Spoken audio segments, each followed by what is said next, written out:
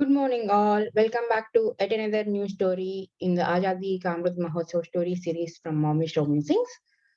Today, let's meet an interesting and fearful, powerful character once again from Eastern India, but not from Bengal. We'll move little down towards Bihar region.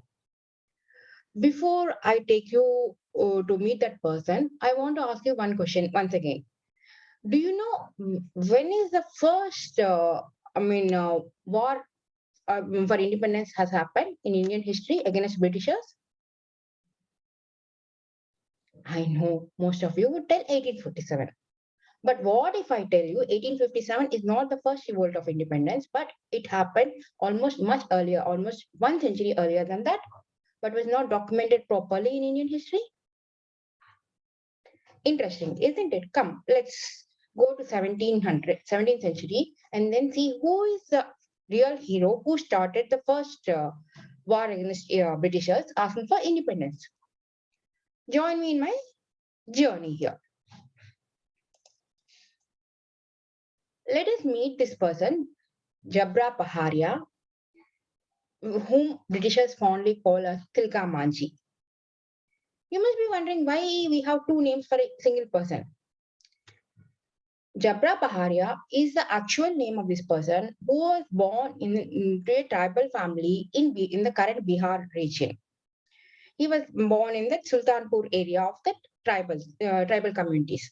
Okay, but he since he is fighting very ferociously with all the Britishers and his eyes are always red with anger, and he is the chief of the tribal clan. Britishers started calling him Tilka Manjhi. As most of you know, all the Britishers cannot pronounce our Indian names properly. So for them, calling Jabra Paharia was a difficult task. So they said Tilka. Tilka is the one with whose eyes are very red, and Manji is the chieftain of the tribal clan. So that is how he got the name Tilka Manjhi. And in throughout the history, whoever is reading it, he's become famous saying Tilka Manjhi. So Tilka Manjhi was born in 1750 to in a tribal village, and he was by birth itself is a leader and very empathetic, very caring person. He always used to work towards the betterment of his society, tribal village, tribal clan, his society. And he should always wonder whenever he goes to the nearby towns to sell the forest produce or to make some money, he should see the difference of living between those towns and the tribal villages. And he should question his parents, like, why this difference? We are struggling so hard in this forest, but whereas there's in the towns and villages, people are having everything. What is it that is making us live in these poor conditions, in these pitiable conditions? And parents, you should always say that we are like the tribals, we are the mountain kids, we are the forest kids, and we need to be there in the forest to take care of the forest. So that is how we used to have the feeling saying like, yes, though we are from the forest, we can also have better way of living, and we can take care of our own health, our own education and stuff like that. But unfortunately, it was not happening as he dreamt of. Then came slowly, he started becoming a little elder, and he started taking his father's responsibilities as the head of the tribal clan. Then came 1770 Great Bengal famine. He could see that the forests were drying up, the rivers were drying up, there is no food for them in the forest. Same is the case with the towns. So you would have heard a lot of stories about 1770 Great Bengal famine, right? How people were dying like birds falling everywhere, the bodies are lying down everywhere. People were selling their kids like cattle in the market so that they can at least have one square meal. The kids can have one square meal. And most of the kids have been sold people abroad, Britishers at that point of time, because moving out of country will give them a better life. It was very pathetic situation, my dear friends. During that time, Tilka Maji saw that Britishers' lifestyle never changed. And the Indian followers of the Britishers' lifestyle also was not changed. The people who are serving Britishers, like the Jamindaris or some royal families or some Diwans, not all. I'm not saying everybody in that region, but few of them who are very loyal to Britishers, their lifestyle also didn't change. They were having parties, they were having fun, everything in life. But whereas the other side of the society, People are dying like crazy. There is no food, no water, and the famine lasted for a long time. This is when he decided that yes, this is not the way people should live. When if they are the he because he is the leader of the tribal clan, he knows the importance of taking care of his own community. He feels that if his community is healthy and happy, then only the society will, I mean, his tribal family will progress. And he felt that as a leader, even the Britishers should have this attitude. They should take care of the Indians who are their people at that point of time and give them give them means to secure food and water. They cannot leave these Indians to die like that, like dogs or whatever these Britishers used to name us with so many different bad words on the roads. So he started uniting all the tribals in not only from his village but from all the other villages. And then he started raising guerrilla war against all the Britishers. So by uniting all these people, he started teaching them the how to use weapons. And the weapons which the tribals had mostly was bow and arrow or the small knife. So they used to use the different paste of different leaves which are poisonous enough to kill the Britishers. So from 1771 or 73, he started waging wars with Britishers. He started attacking them and looting their money. He should attack their houses in the nearby towns, take away the money, distribute the money to the poor, be it in the town or in his tribal villages, so that they can secure some food and eat. So he started, and that is how all those 100 and odd villages in Bihar region, in Bihar, the current Bihar and Jharkhand forest areas, started referring him as the chief of the clans. And he's being called as a big leader. And everybody used to follow him. And the way, do you know the interesting way he used to unite all these small tribal villages located in the dense forest? He used the birds as the messengers. And he should write letters using the palm leaves. You know the palm tree, right? So he should write letters on the palm leaves and tie it into the bird's legs and send the birds away to other villages. So, I mean, look at his innovativeness and creative ideas which he was getting, so that the tribals can he ensured that at least one person in every tribal village knows how to read or how to decipher the symbols which he's drawing and sending, so that they can come to that particular place to wage a war when needed against the Britishers. So that is how the life was continuing. And he used to also sing a lot of songs to inspire the tribal people, because tribals are known to be like the fun loving people, right? They dance, they enjoy music, and they're simpletons. Basically, they don't want luxuries in life. All they want is food and health. And for that they work hard. After working hard, when they come home, they relax and enjoy the life. So he should sing a lot of, provocative songs, enticing them the need to fight against the Britishers, earn their right. It's basically what he's telling them is, we tribals also have the right to live peacefully, live happily without begging somebody else. And we don't deserve the status of lower status in the society. We are not somebody low in the society. We are also equal fellow human beings, equivalent to the Britishers. What a noble thought, isn't it? Every human being is equivalent. There is no one who is higher, who is lower. Not because of the caste, not because of the riches, nothing.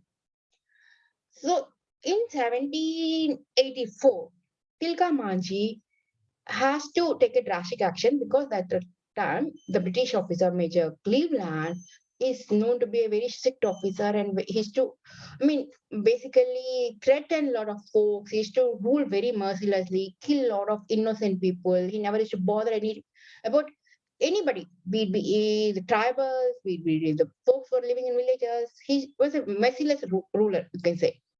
So again, he climbed up on the palm tree and used a poisonous arrow to kill this British officer.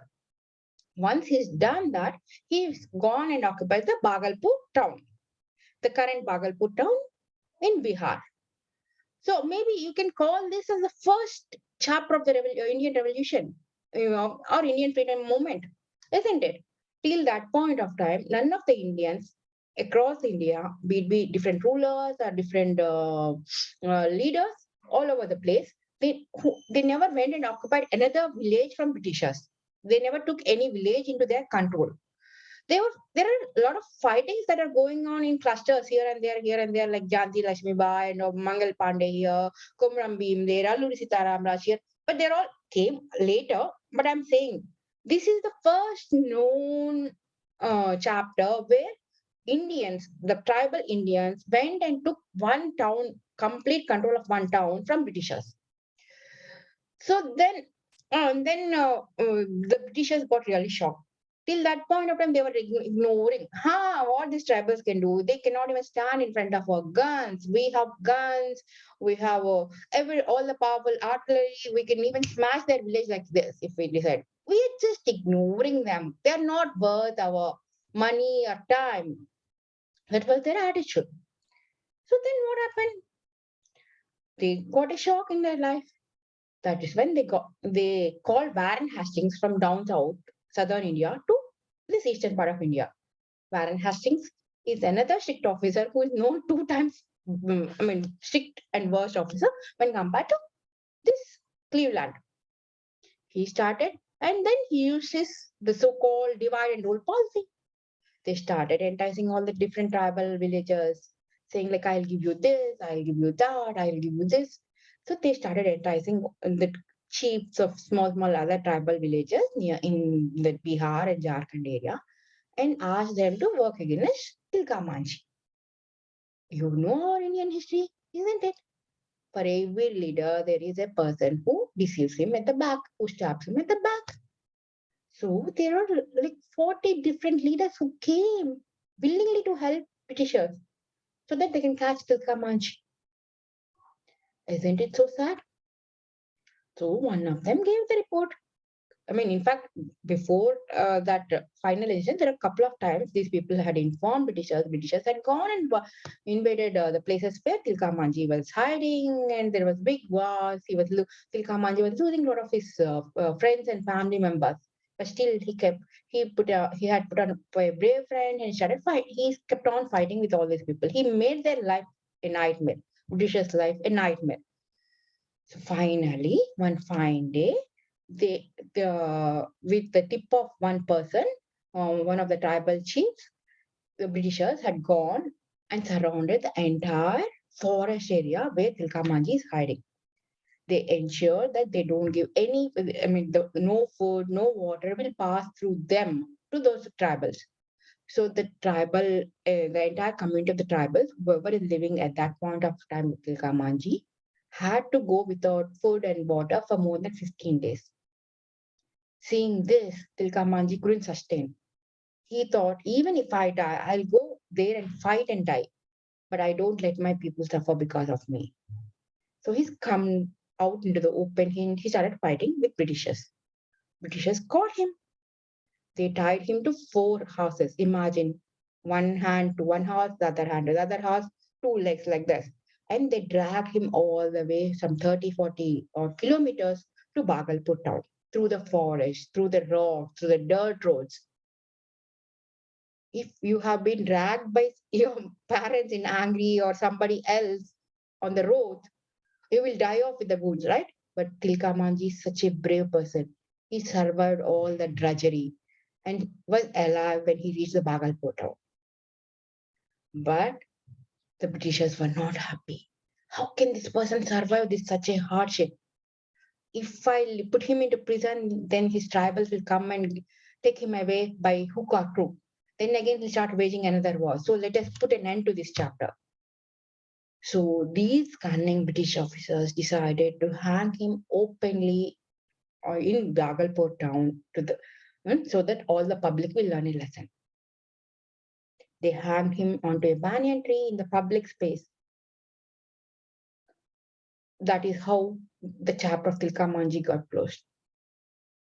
But my dear friends, the effort which Tilka Manjhi had taken, the seeds Tilka Manjhi has sown into the public minds never stopped there.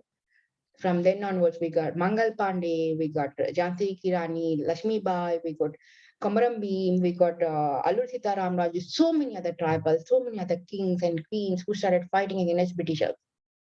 And we are now in a free, independent India. Now we do have a statue in the same place where the Tilka Manjhi has been hanged in Bhagalpur, and government has started doing a lot of things. They have set up a university on his name, giving education to tribals. They are working towards betterment of the tribal people. So this, my dear friends, is a story of the first chapter of independence movement in the under the British Empire for India.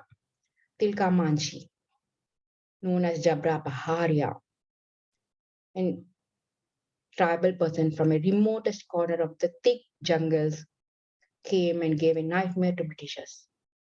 What are the life lessons that you want to learn from him? See, he could have also stayed in the forest at that point of time, hidden like a rat in those forest caves, like how our Osama bin Laden did during the 2011. I mean, after the 9/11 attacks, right? No, he didn't do. He's a true great leader. He didn't want his uh, friends and family members and his community to suffer. So he went straight ahead to Britishers and to meet and fight. He knows that if he goes out into the open space, there might be chances that he might be killed. But he did that. All along, he believed in one single principle, which is again boiling down to Vasudeva Kutumbam. He says, be it tribals or non-tribals, every human being is equal. Every human being deserves good education, good health, good food, good living circumstances. I mean, this is what he was talking about in 17th century. Isn't it wonderful, my dear friends? That is what makes India unique. Now, come on, tell me about what you learned from this Tilka Manjhi story. You can always Google up more to learn more, right? I'm just giving you the tip of the iceberg of all these people. Waiting to hear more from you. Till then, have a good time. Bye bye. Take care.